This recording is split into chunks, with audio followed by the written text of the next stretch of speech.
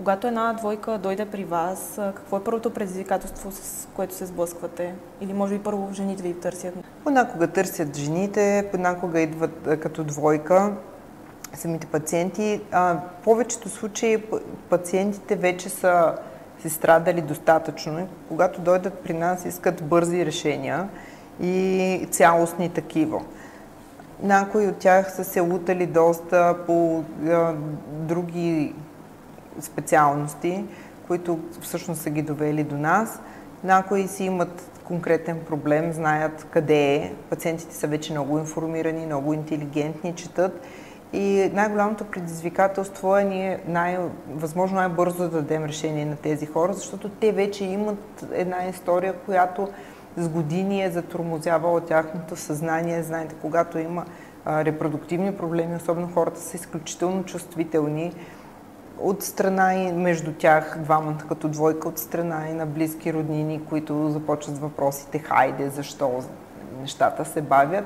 И тези хора са доста емоционално изтормозени и ние, за да им помогнем, първото нещо, което трябва да направим е да се поставим на тяхно място и да влезнем в техния свят, какво всъщност е най-доброто решение за тях конкретно като двойка, а не просто като общо, като популация. Мога да дам един пример.